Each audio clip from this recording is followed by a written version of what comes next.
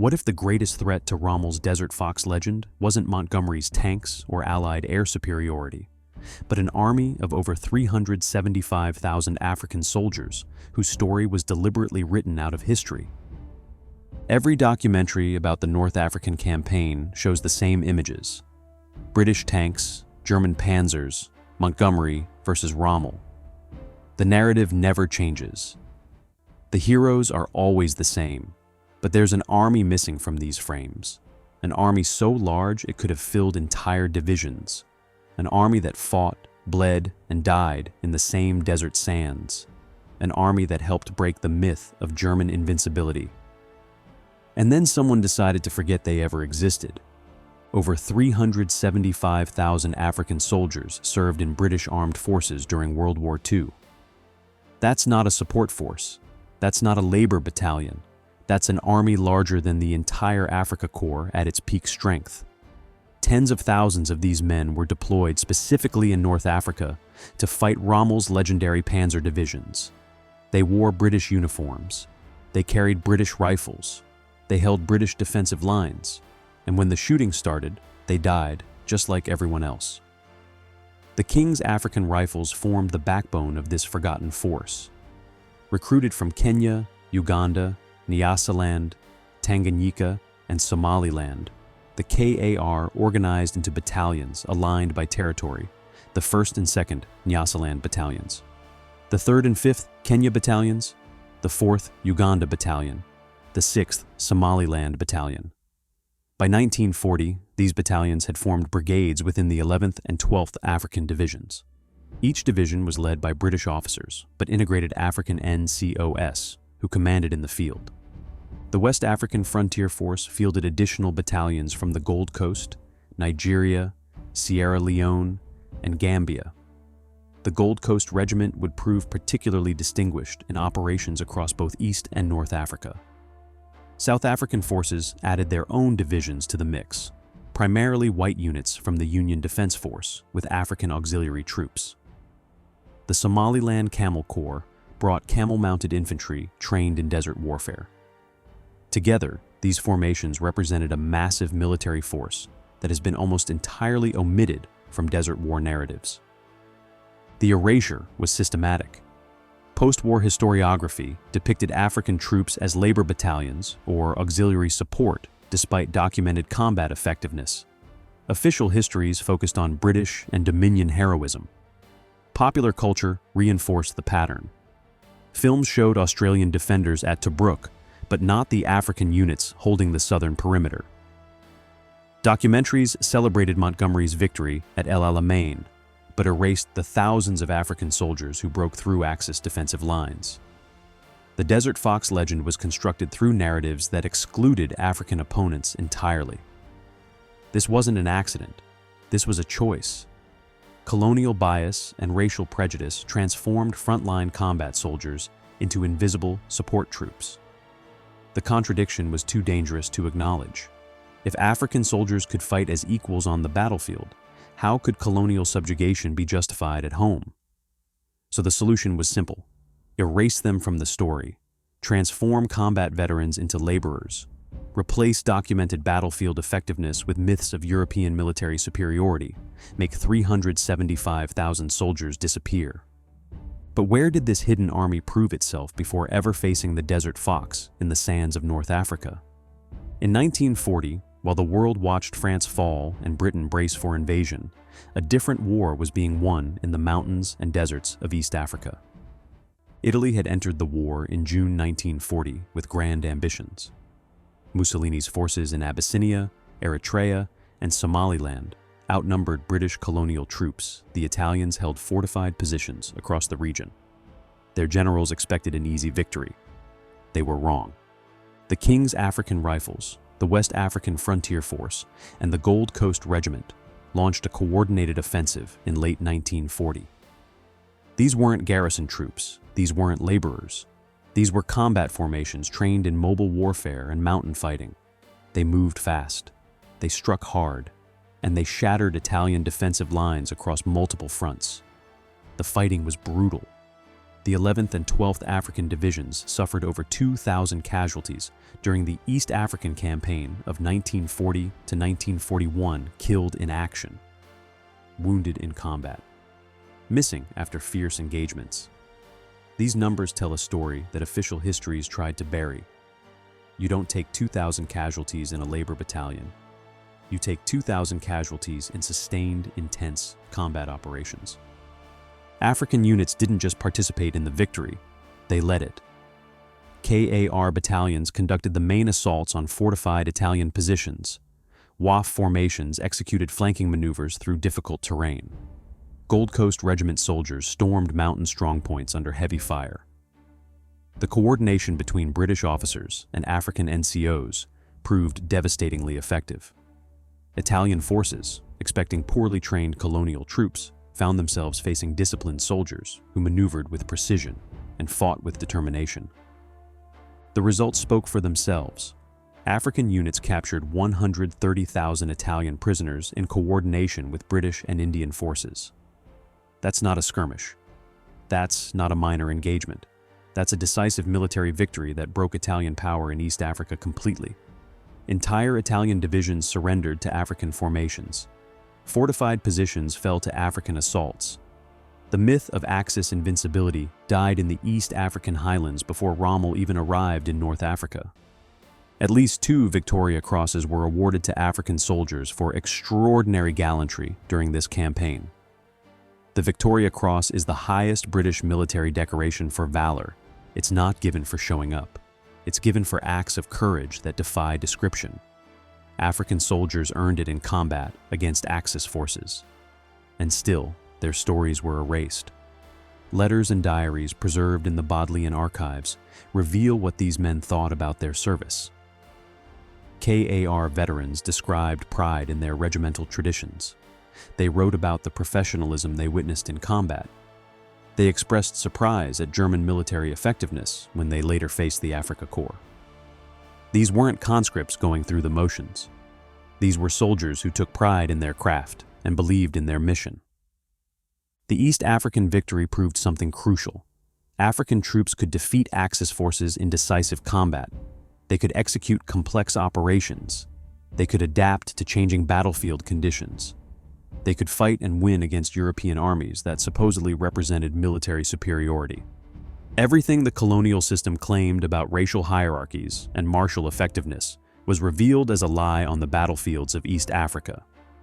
These battle-hardened formations would soon face a far more dangerous opponent. But how would their tactics adapt to counter the Desert Fox's legendary mobile warfare? Rommel's Afrika Korps dominated through speed, surprise, and superior tactics, until they encountered an enemy who could disappear into the desert and strike from the darkness. German armored Doctrine relied on predictable responses. Rommel expected his opponents to fight like Europeans, fixed defensive positions, predictable counterattacks, conventional military thinking. But African troops brought something different to the desert. They brought tactical innovations adapted from indigenous knowledge that gave them battlefield advantages German training manuals never anticipated. Night operations became an African specialty. While European forces typically halted operations after dark, African units moved through the desert under cover of darkness. They used the night to infiltrate Axis positions. They launched surprise attacks when German troops expected safety. They conducted reconnaissance missions that mapped enemy dispositions without being detected. The darkness that paralyzed conventional forces became a weapon in African hands. Desert navigation separated competent troops from exceptional ones. European soldiers relied on maps and compasses. African troops used the land itself. They read terrain features invisible to outsiders. They tracked movement through sand patterns. They found water sources that weren't on any map. This superior fieldcraft gave them tactical advantages that surprised Axis patrols again and again. German soldiers would report enemy positions only to find African units had vanished into terrain that offered no apparent cover. Ambush tactics exploited these navigation skills. African formations would lie in wait along supply routes. They would strike fast and disappear before reinforcements arrived. They would hit Axis patrols in places where conventional wisdom said no troops could operate. Gold Coast Regiment soldiers became particularly noted for these unconventional warfare methods. Their hit-and-run attacks disrupted German logistics and forced the Afrika Korps to allocate additional security to rear areas. The Gold Coast Regiment demonstrated exceptional effectiveness across multiple roles. They excelled in engineering operations, constructing defensive positions, and clearing obstacles under fire. They proved highly capable in logistics, maintaining supply lines through difficult terrain, and they fought in direct combat with discipline and courage that earned respect from both allies and enemies. British officers who initially viewed them through colonial prejudice learned to trust their competence in the field. These tactical adaptations directly challenged German armored doctrine. Rommel's panzer divisions relied on mobile warfare that exploited enemy weaknesses through rapid maneuver. But mobility means nothing if you can't find the enemy. Speed doesn't help if your supply columns are under constant harassment. Superior armor becomes irrelevant when the opposition refuses to engage in tank-on-tank battles and instead attacks your vulnerable logistics. African troops understood something fundamental about desert warfare. The side that controls the empty spaces controls the battlefield. German panzers could dominate the major routes and strategic positions, but African formations owned the spaces in between. They moved through terrain the Germans considered impassable. They operated in conditions the Germans considered impossible. They fought in ways that German tactical doctrine couldn't counter effectively. Cultural knowledge translated directly into military advantage. Soldiers from East and West Africa brought experience with arid environments. They understood heat management. They knew how to find and conserve water. They recognized signs of approaching sandstorms. They could read the desert in ways that European troops, no matter how well trained, simply couldn't match. This wasn't primitive knowledge. This was sophisticated environmental expertise that saved lives and won battles. The relationship between British officers and African NCOs evolved through combat experience. Some British commanders remained paternalistic, viewing their African troops as children requiring constant supervision. But others learned to respect the competence and initiative that African NCOs demonstrated in the field. Some African sergeants gained significant authority, making tactical decisions that British officers came to trust. Combat has a way of burning away prejudice when your life depends on the man next to you. But tactical innovation means nothing without the opportunity to use it. Where would these African formations face Rommel's forces in decisive battle? Tobruk, the fortress that defied Rommel for 241 days. Every history credits Australian and British defenders. But who held the southern perimeter through the darkest nights? The siege of Tobruk began in April 1941, when Rommel's rapid advance isolated the garrison. The port city became a symbol of Allied resistance. British propaganda celebrated the defenders as heroes holding out against overwhelming odds. And they were heroes. But the story told after the war was incomplete. South African forces formed a crucial part of the Tobruk garrison. The 1st and 2nd South African Infantry Divisions included not just white troops, but also Cape Corps soldiers and African auxiliary units.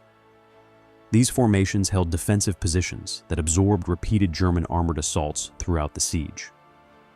When Rommel's panzers attacked, South African positions had to hold, or the entire defensive line would collapse. African units held the southern perimeter. This wasn't a quiet sector. This was a critical defensive position that German forces probed, constantly looking for weaknesses. African troops manned the trenches. They repelled attacks. They conducted night patrols into no man's land.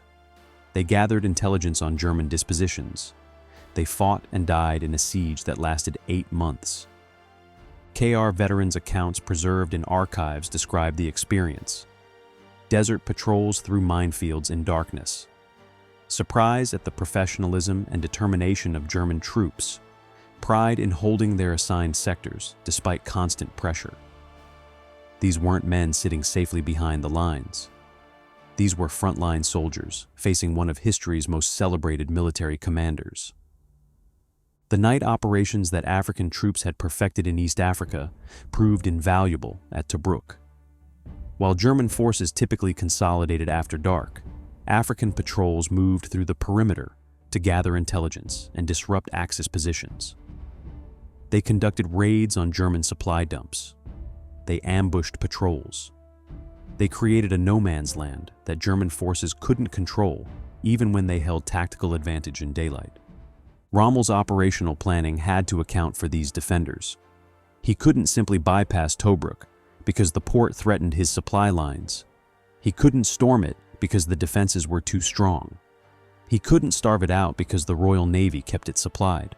And he couldn't predict how the defenders would respond because African units kept using unconventional tactics that German doctrine didn't address. The siege forced Rommel to allocate resources he needed elsewhere. Troops that could have been advancing into Egypt sat outside Tobruk. Artillery that could have supported mobile operations fired at fixed defenses. Supplies that could have sustained offensive operations went to maintaining siege positions. The defenders, including thousands of African troops, tied down the Afrika Korps at a critical moment in the campaign. The siege ended in November 1941 when Operation Crusader temporarily relieved the garrison. But Rommel would return. In June 1942, after his victory at Gazala, Tobruk fell. The garrison that had held for 241 days finally surrendered. But those 8 months of resistance had bought time for the Allies to build up forces that would eventually break Rommel at El Alamein.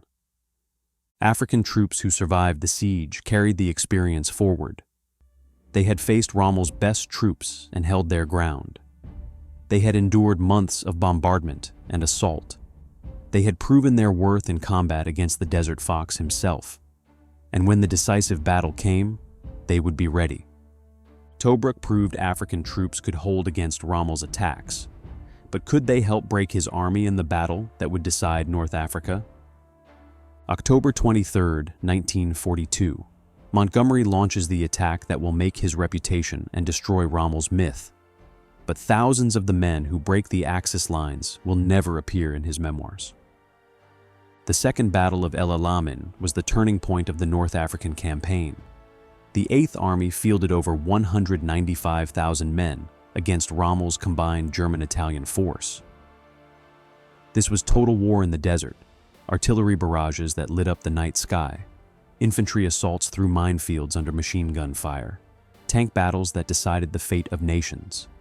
And among those 195,000 men were several thousand Africans from the Gold Coast Regiment and supporting units whose contributions would be systematically erased from the historical record. The battle began with a massive artillery bombardment. Over 1,000 guns opened fire on Axis positions.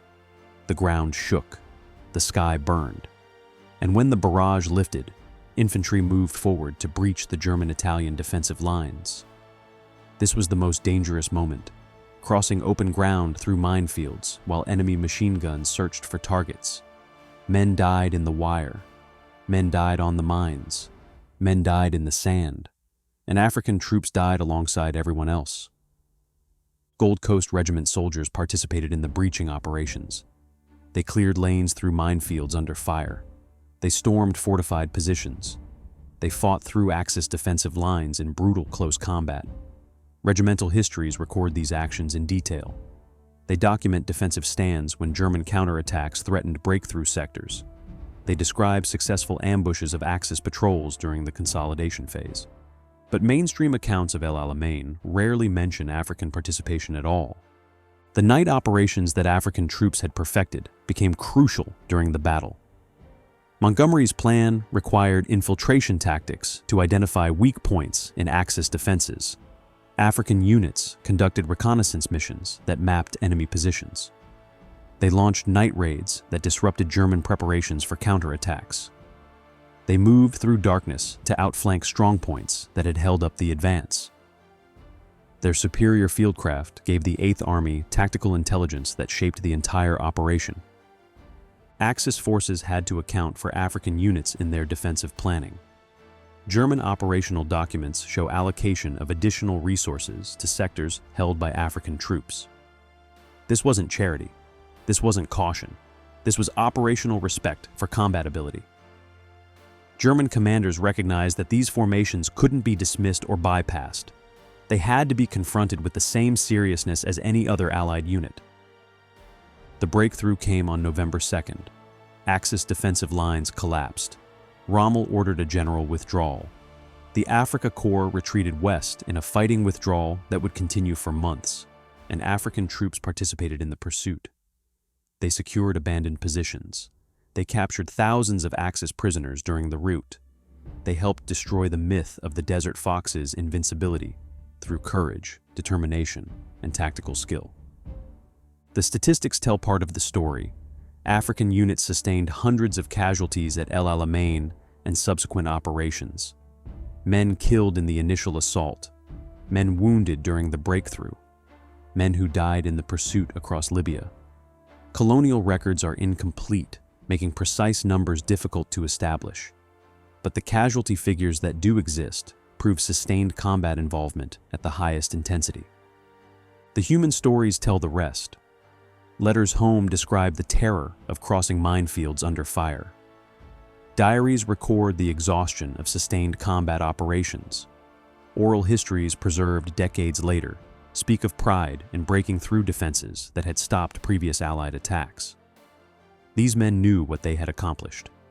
They knew they had defeated one of history's most celebrated military commanders. They knew they had proven themselves equal to any soldier in the world. But if African troops fought with such distinction at Tobruk and El Alamein, why does Rommel's legend never mention them?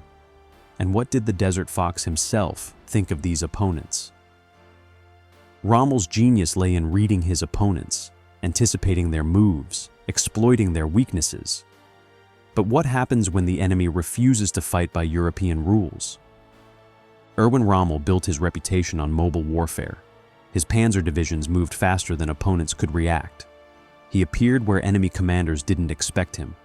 He exploited gaps in defensive lines before they could be reinforced. His tactical brilliance relied on predictability. He could read British and Commonwealth forces because they fought according to conventional European military doctrine. African units disrupted that predictability. Their night operations meant Rommel couldn't assume his positions were secure after dark. Their superior desert navigation meant they appeared in places German planning considered impassable. Their ambush tactics meant supply columns were never truly safe, even in rear areas. The unconventional warfare methods that African troops employed complicated every aspect of Rommel's operational planning. German doctrine had no effective counter to these tactics. Training manuals covered tank warfare. They addressed artillery coordination. They explained infantry assault techniques, but they didn't prepare German soldiers for an enemy who could vanish into terrain that offered no apparent cover and strike from darkness with devastating precision. Axis forces had to adapt in the field to threats their training hadn't anticipated. The allocation of additional resources to sectors held by African troops reveals German operational thinking. Rommel couldn't afford to underestimate any part of the Allied line, but the evidence suggests that positions held by African formations received particular attention in Axis planning. This wasn't because African troops were weak. This was because they were effective enough to require serious resources to contain or overcome. Direct German records specifically discussing African troops are scarce in mainstream sources. Rommel's memoirs focus on his battles with Montgomery and don't acknowledge African participation. German operational reports that survive rarely identify Allied units by colonial origin. But Allied intelligence reports and some post-war accounts indicate Axis awareness of African formations' reliability and fieldcraft, especially in reconnaissance and outpost actions. The relationship between British officers and African NCOs created command dynamics that German intelligence struggled to assess. Some British commanders remained paternalistic, limiting African initiative, but others learned to trust African NCOs with significant field authority. This inconsistency made it difficult for German forces to predict how African units would respond in specific situations. Would they follow rigid British doctrine or adapt using indigenous tactical knowledge? The uncertainty complicated German planning. African troops' tactical adaptations directly challenged the assumptions underlying Rommel's legendary reputation. The Desert Fox was celebrated for bold maneuvers that caught opponents off guard. But what happens when the opponent is equally capable of surprise?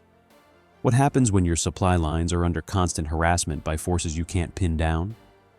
What happens when the enemy uses the desert itself as a weapon in ways your doctrine doesn't address? The answer is that Rommel's mobile warfare doctrine became less effective. He still won tactical victories. He still demonstrated operational brilliance. But the cumulative effect of facing an opponent who refused to fight predictably wore down his forces. Supplies that should have reached the front were destroyed in ambushes. Intelligence about Allied dispositions was compromised by African reconnaissance. Rear areas that should have been secure required constant protection. By the time of El Alamein, Rommel was fighting a different war than the one that had built his legend.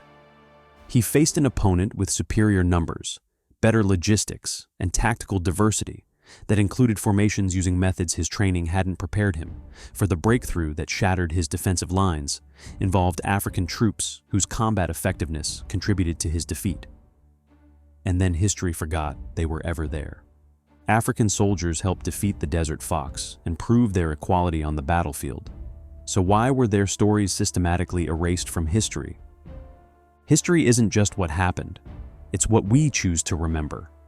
And someone chose to forget 375,000 soldiers. The erasure began immediately after the war. Official histories prioritized British and Dominion contributions. The Australians who held Tobruk became legends. The New Zealanders who fought at El Alamein were celebrated as heroes. The British tank crews who pursued Rommel across Libya earned their place in history books. But the African troops who fought in the same battles disappeared from the narrative. Colonial bias drove the forgetting.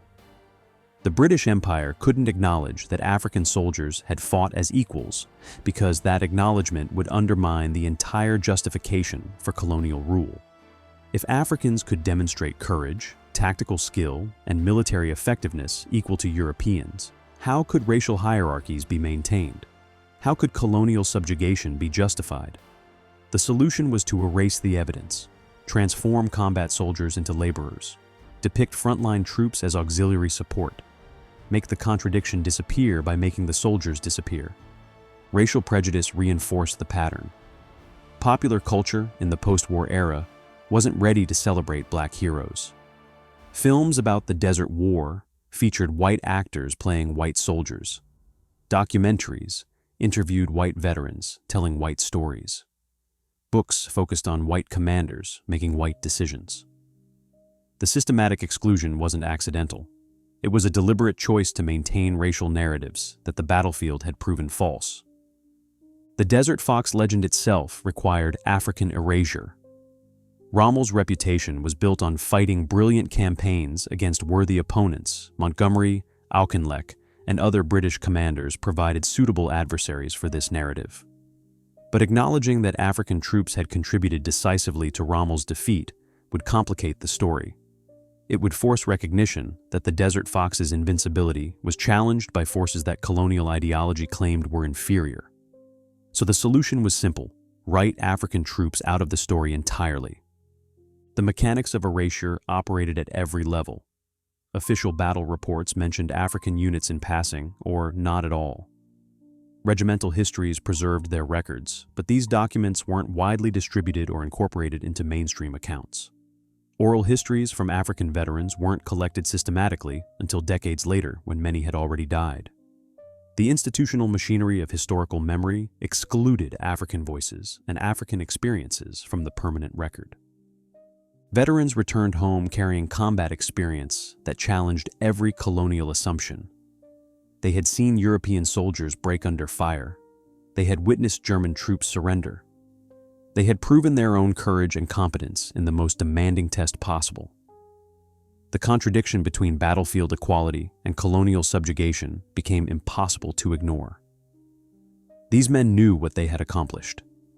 They knew they had defeated the legendary Desert Fox. They knew the myths of European superiority were lies. That knowledge was dangerous. colonial authorities recognized the threat. Veterans who demanded respect based on their military service challenged the entire system. Veterans who organized politically using their combat experience as legitimacy threatened colonial control. Veterans who told their children and grandchildren about defeating German armies planted seeds of independence movements that would eventually sweep across Africa. So the official response was to minimize what they had done, depict their service as support work rather than combat, emphasize labor battalions rather than frontline formations, acknowledge their presence but deny their effectiveness, transform 375,000 soldiers into background characters in someone else's story. Make sure the next generation never learned what their fathers and grandfathers had actually accomplished. But regimental histories preserved the truth. Letters home kept in family archives told the real story. Diaries hidden away recorded actual battlefield experiences. And when historians finally started looking decades later, the evidence was there. The King's African Rifles Association maintained records. The Bodleian Archives preserved documents.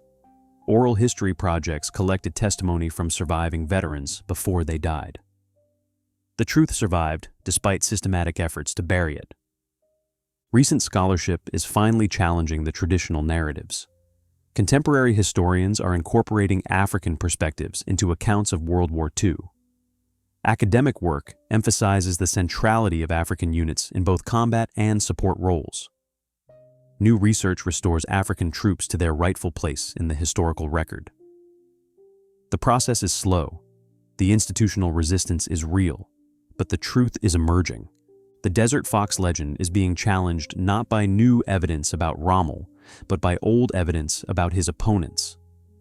The myth of German invincibility is being shattered not by re-examining German forces, but by finally examining the full range of Allied forces that defeated them.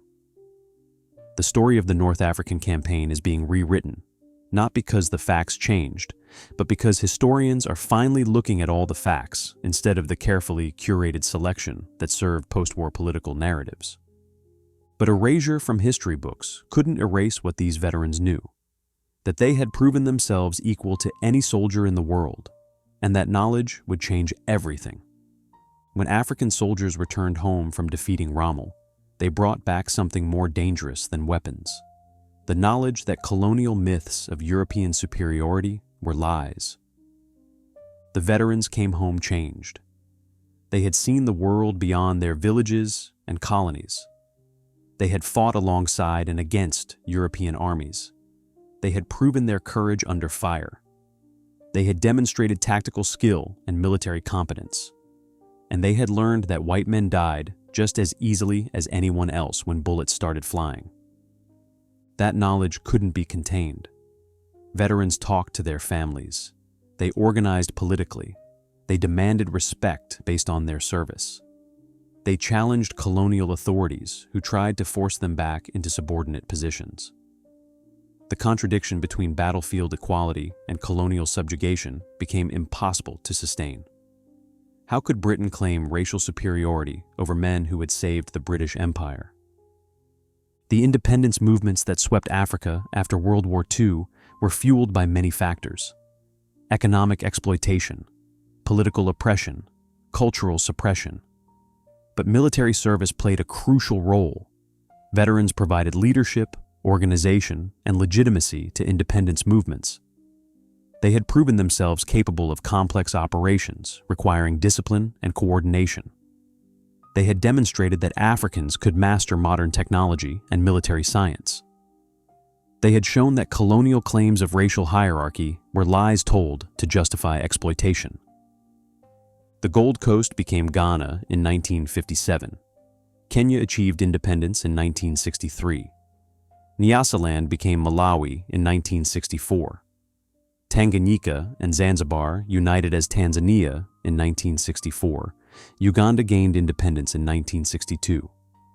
Every one of these countries had sent soldiers to fight Rommel in North Africa. Every one of these countries saw veterans return home with combat experience and political consciousness.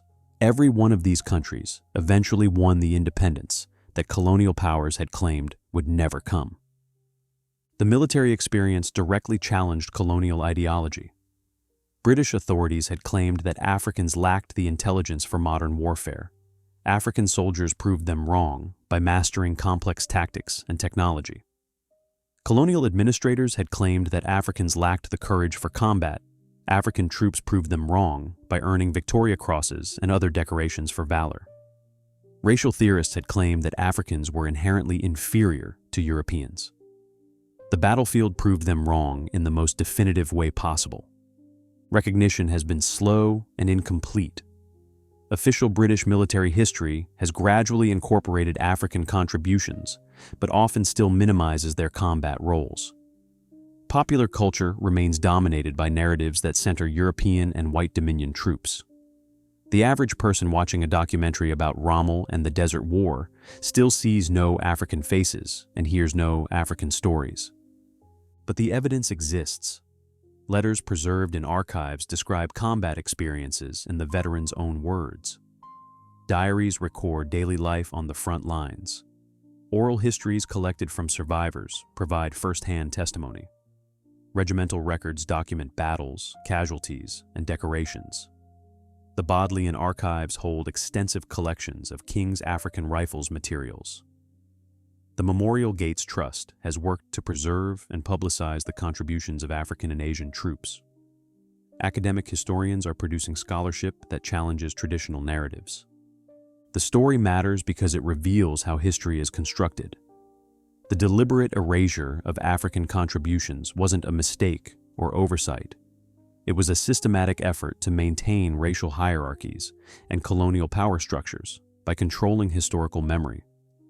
Understanding this erasure helps us recognize how many other stories have been buried to serve political agendas. The story matters because it challenges myths that still persist.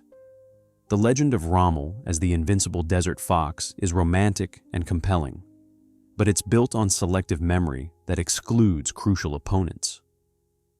The narrative of World War II as a purely European conflict ignores the global nature of the war and the contributions of millions of non-European soldiers. The myth of Western military superiority erases the tactical innovations and combat effectiveness of non-Western forces. The story matters because it honors men who deserve recognition. Over 375,000 African soldiers served in British forces during World War II. Tens of thousands fought in North Africa. Thousands died there. They held defensive lines at Tobruk. They broke through at El Alamein. They pursued Rommel across Libya. They proved their equality through courage and blood. And then history forgot them because remembering was too dangerous to colonial power. The King's African Rifles, the West African Frontier Force, the Gold Coast Regiment, the South African Formations, the Somaliland Camel Corps. These weren't auxiliary units. These weren't labor battalions. These were combat formations that fought one of history's most celebrated military commanders and helped defeat him. They used tactical innovations adapted from indigenous knowledge. They excelled in reconnaissance, night operations, and unconventional warfare. They absorbed German armored assaults and held critical defensive positions. They participated in the breakthrough that shattered Axis lines and turned the tide of the North African campaign. At least 2 Victoria Crosses were awarded to African soldiers during the East African campaign. Hundreds more received lesser decorations. Thousands died in combat. Over 2,000 casualties in East Africa alone. Hundreds more at El Alamein and throughout the Desert War. These numbers represent real men, men with names and families and stories, men who volunteered or were recruited, men who trained and fought and died, men who helped save the British Empire and then were denied recognition because acknowledging their contribution would undermine the empire itself. The veterans knew the truth.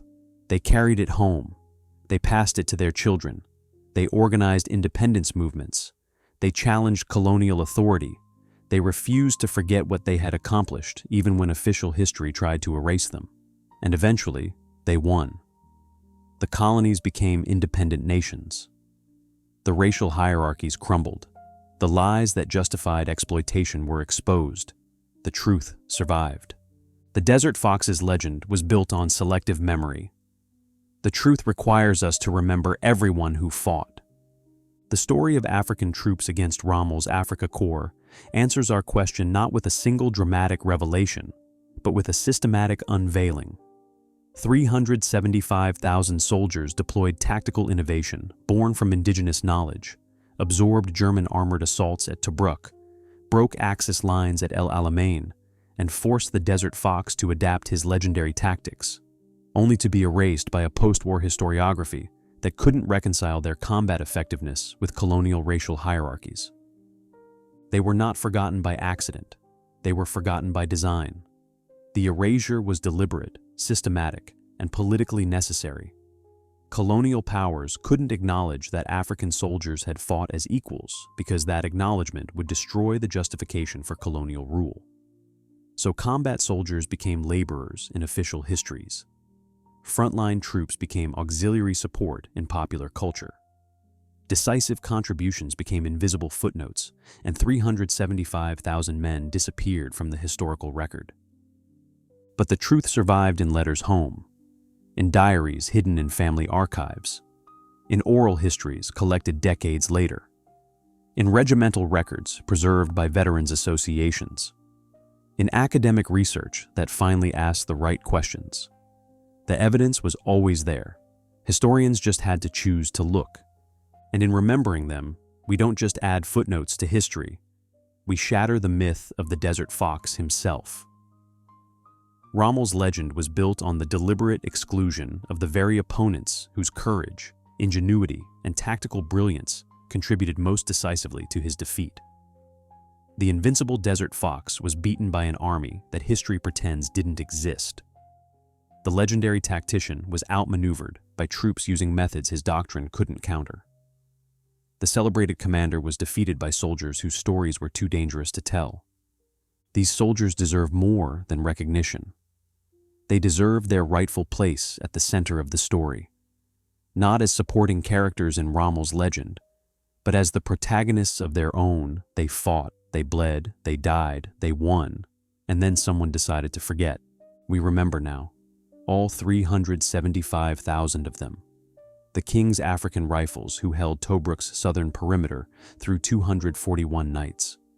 The Gold Coast Regiment who broke through at El Alamein, the West African Frontier Force who captured 130,000 Italian prisoners in East Africa.